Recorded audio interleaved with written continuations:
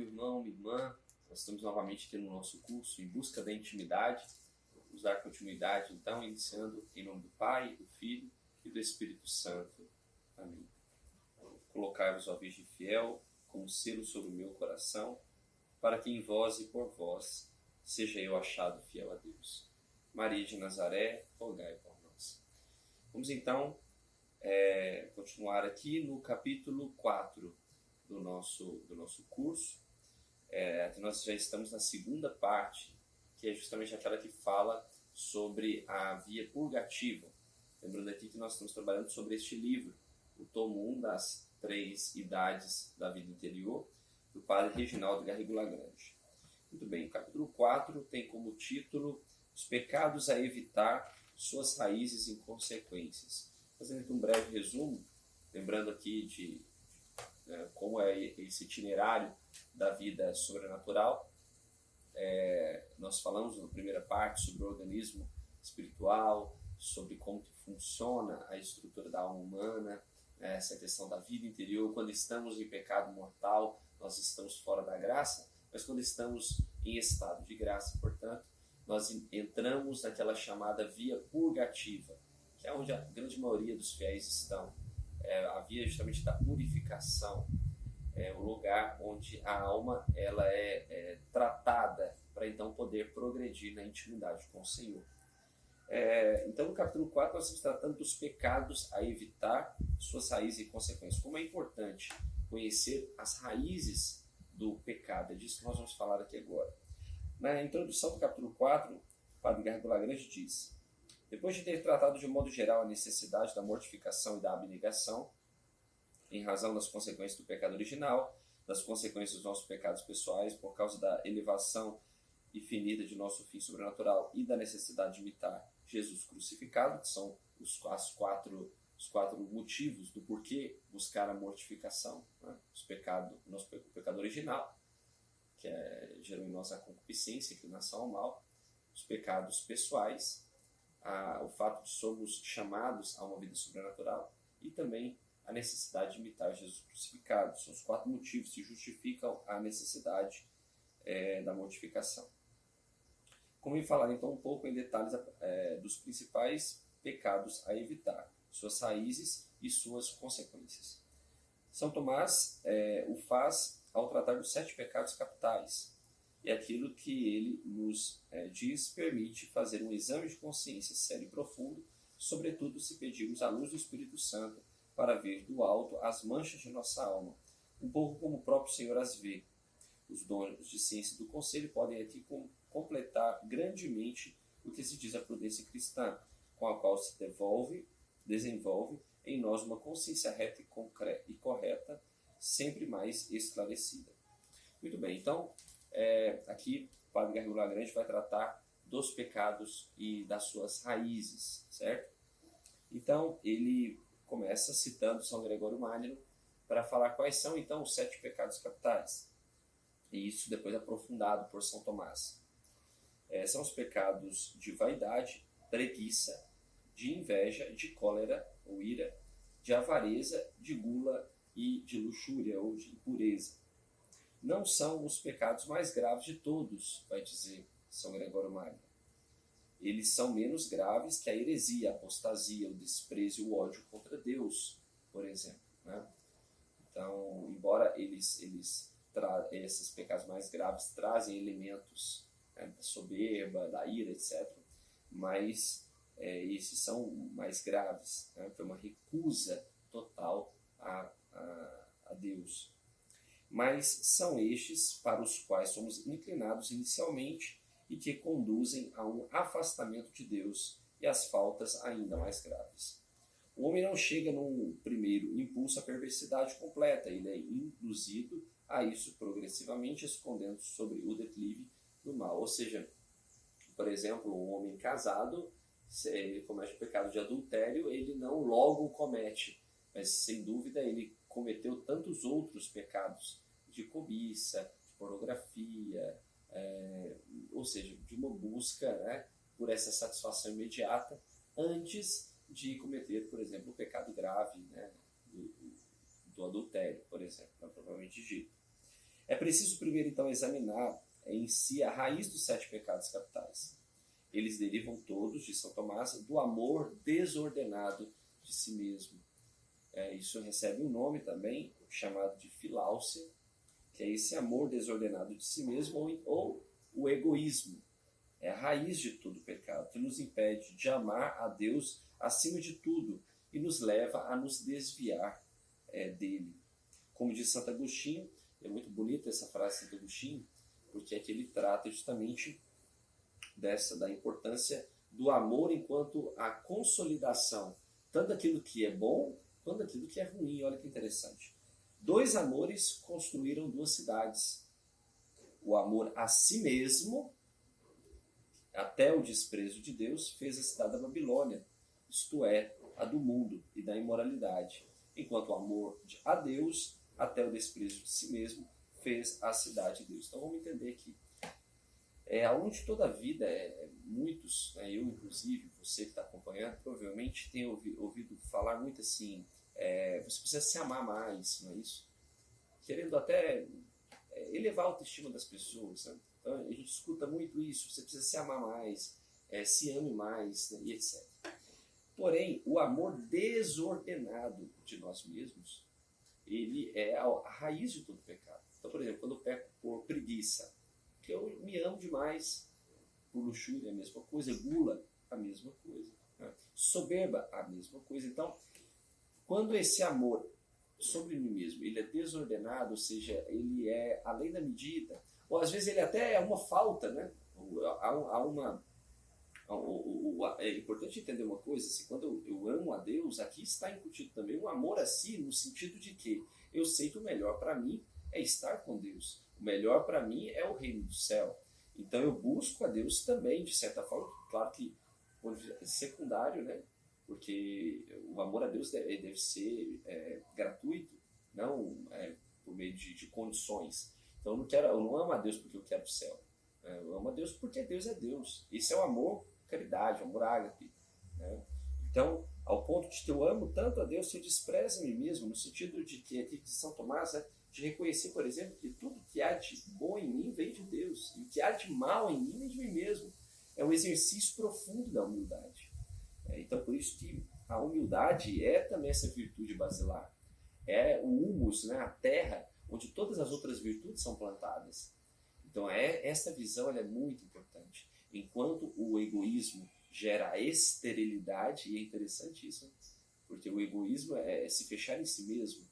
E a fecundidade, ela só se dá no contato com o outro, tanto do ponto de vista natural, não é verdade? Então, quando eu estou, de fato, amando para além de mim mesmo, então eu estou proporcionando fecundidade, mas quando eu me fecho em mim, é esterilidade. Então, é como um deserto. O amor desordenado de si mesmo, ele gera isso, uma terra árida, que nada nasce, virtude nenhuma nasce. Pois bem, então, vamos avançar aqui. Interessante, aqui, sobre o amor desregrado por nós mesmos, raiz de todo pecado, derivam então 3 concupiscências que fala São João. São João, no capítulo, na sua primeira carta, no capítulo 2, versículo 16, ele diz que tudo que existe no mundo, a concupiscência da carne, a concupiscência dos olhos, a soberba da vida, não vem do Pai, mas do mundo. Estas são, com efeito, as 3 grandes manifestações do espírito do mundo em relação aos bens do corpo, aos bens exteriores e aos bens do espírito. Assim somos levados a confundir nestas 3 ordens o bem aparente com o mal, com o bem real. Então veja bem, de certa forma, aqui ele está dizendo que essas 3 concupiscências estão ligadas às nossas 3 dimensões, podemos dizer assim, o corpo, a alma e espírito. Então, ele diz que a concupiscência da carne está ligada ao nosso corpo, aos bens do corpo, aos bens exteriores, a concupiscência dos olhos, e aos bens do espírito, a soberba da vida. São Tomás observa que os pecados da carne são mais vergonhosos que do espírito, pois nos rebaixamos ao nível de animal, mas os do espírito, como o orgulho, os únicos que estejam no demônio, são mais graves, pois são pecados diretamente contra Deus e os que mais nos desviam dele. O que ele está querendo dizer aqui? Um demônio é um anjo decaído. E ele não tem corpo, certo? Então, por não ter corpo, ele não pode cometer pecados, por exemplo, de luxúria, de gula, de preguiça, de avareza até, né? Porque ele não é um ser material, não é um ser natural. Mas ele tem, podemos dizer, dois pecados, né? que são puramente espirituais, que é o orgulho, né? Como orgulho, mas também a inveja, porque foi por inveja também que o demônio, por orgulho, por inveja, que ele rompeu sua união com Deus. Mas vamos entender cada uma dessas três, essa tríplice concupiscência, né, como diz São João Paulo II. A concupiscência da carne é o desejo desordenado daquilo que é ou parece útil à conservação do indivíduo e da espécie. Desse amor desregrado, sensual, derivam a gula e a luxúria. Então entenda, a gula ela está ligada ao nosso instinto de sobrevivência. Né? A gula está ligada à sobrevivência da própria vida, né? Porque a gula ela é um apetite sensível daquilo que se deve comer ou beber. Então, é importante entender que aqui existe uma inclinação natural e até necessária do instinto de sobrevivência, porém, quando desordenado, quando voltado ao amor desordenado de si mesmo, se torna um pecado grave, no caso da gula. E no caso da luxúria, está muito ligada à relação sexual, à vida sexual, que também está ligada à sobrevivência da espécie. Se não houver ninguém que tenha relação sexual, a espécie humana está fadada à extinção, não é isso? Então, algo que é bom e necessário, que é a relação sexual, que é ter filhos, se torna algo, quando desordenado, um pecado grave também, que é o pecado da luxúria. A voluptuosidade pode tornar-se assim, então, um ídolo e nos cegar cada vez mais. E a concupiscência dos olhos é o desejo desordenado de tudo que agrada à vista, do luxo, das riquezas, do dinheiro, que permite conseguir os bens terrestres. Daí nasce a avareza, né? Por exemplo, o avarento acaba por fazer do seu tesouro escondido, o seu Deus acaba por adorá-lo e por sacrificar-se em todo o tempo, sua força, sua família e às vezes até a sua eternidade. E por fim, a soberba da vida é o amor desordenado de nossa própria excelência, do que pode pô-la em destaque, por mais árduo ou difícil que seja, aquele que se entrega sempre mais à soberba acaba por se tornar o próprio Deus, como Lúcifer. É um pecado muito ligado ao demônio, né?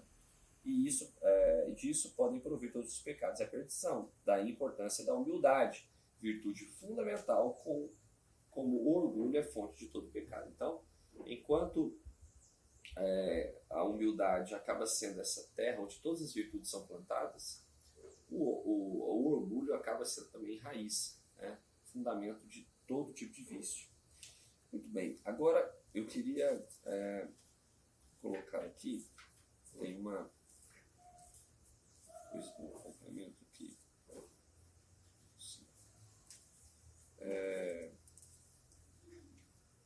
Ele vai dizer o seguinte, Padre Garrigou Lagrange: todos esses germes da morte não basta apenas moderá-los, mas é preciso mortificá-los. Lembrando aqueles pontos da mortificação.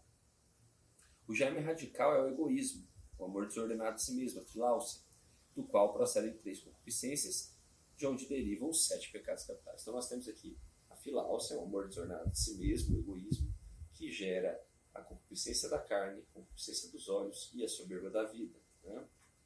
E os 7 pecados capitais provêm dessa tríplice concupiscência, que é fruto do pecado original. As consequências dos 7 pecados capitais, então, por consequência dos pecados, entende-se geralmente as más inclinações que eles deixam, por assim dizer, em nosso temperamento, mesmo quando remidos pela absorção, tal como a concupiscência, que é a sequela do pecado original, permanece após o batismo, como uma ferida em via de cicatrização. Então é como se nascemos com uma ferida aberta dentro de nós, né? Estado de pecado, né? E o batismo, de certa forma, nos traz para dentro da vida da graça, da família de Deus, mas a ferida ainda dói, a ferida ainda está se cicatrizando, exige tempo, né? Muito bem, então aqui Agora, ele fala sobre a importância de fazer um bom exame de consciência. Então ele diz o seguinte: a enumeração de todos esses tristes frutos do amor desregrado de si mesmo deve levar-nos a fazer um sério exame de consciência e mostra-nos que o campo da mortificação é bem mais amplo se queremos viver profundamente essa verdadeira vida. Então, o exame de consciência a partir dos pecados capitais, né, muita gente faz o exame de consciência a partir dos 10 mandamentos, que também é importante, mas quando nós olhamos para essa realidade dos pecados capitais, nós conseguimos extrair muito dos nossos pecados também. Esse exame de consciência, os cientistas declaram inútil, porque dizem eles que o coração humano é inescrutável, e o consideram até mesmo prejudicial, como toda reflexão sobre si, que impediria pensar em Deus na sua fé nua. Mas isso, de fato, é uma negação daquilo que a igreja ensina. Né? De fato, o exame de consciência ele é fundamental. Muitos santos, inclusive, disseram que das práticas espirituais, o exame de consciência era o mais importante, porque proporcionava o progresso. Né? A pessoa chega de noite, faz um exame de consciência, avalia o que pecou naquele dia e estabelece com Deus ali a propósito de não pecar, de no dia seguinte melhorar. Então, gera um profundo progresso espiritual. Por todas essas razões, uma das melhores maneiras de fazer o seu exame de consciência consiste em fazê-lo à luz das palavras do Salvador. Aprendei de mim, que sou manso e humilde de coração. E aqui depois ele termina o capítulo fazendo uma prece, né, o Imaculado Coração de Maria, que vença com verdadeira caridade diante desses pecados do mundo. Vou terminar então com o último capítulo. Ele diz assim: aí está uma mortificação absolutamente indispensável para progredir seriamente com a perfeição, a santidade. Pensemos nas mortificações dos santos, ou mesmo sem ir até o exemplo dos santos, pensemos naqueles que nos dão os servos de Deus, como o padre Lacondaine, que temendo deixar-se levar pelo orgulho depois do seu sucesso, recorria a grandes mortificações. Então, como é importante a mortificação para nos colocar no nosso lugar, né? A mortificação para nos ajudar a crescer na nossa busca pela santidade. Pensemos então que também nós temos de salvar a nossa alma, fazer o bem à nossa volta, um bem que nutre eternamente, e pensemos que nós devemos trabalhar o máximo possível pela salvação de outras almas e que devemos empregar para isso os meios que o Salvador nos indicou: a morte progressiva do pecado pelo progresso das virtudes e, sobretudo, o amor a Deus. Muito bem. Esse capítulo 4, ele traz consigo também, está falando do pecado, das raízes do pecado, ele traz também um complemento, que é o seguinte: fala sobre os pecados da ignorância, da fraqueza e da malícia. E o padre diz assim: dizem-nos de diversas maneiras que em certos meios tende a se difundir a opinião de que só o pecado da malícia é mortal. Só o pecado da malícia, ou seja, o mal provocado de propósito, é mortal. Que os pecados de ignorância e de fraqueza não seriam jamais. É importante lembrar que esse ponto, o ensinamento da teologia, tal como se acha formulado com profundidade por São Tomás de Aquino na Suma Teológica, o pecado de ignorância é aquele que provém de uma ignorância voluntária e culpável. Dita ignorância é invencível. O pecado de fraqueza é aquele que provém de uma forte paixão que reduz a liberdade e arrasta a vontade a dar seu consentimento. Quanto ao pecado de malícia, é aquele cometido em plena liberdade, com esforço e muitas vezes premeditação, mesmo sem paixão ou sem ignorância.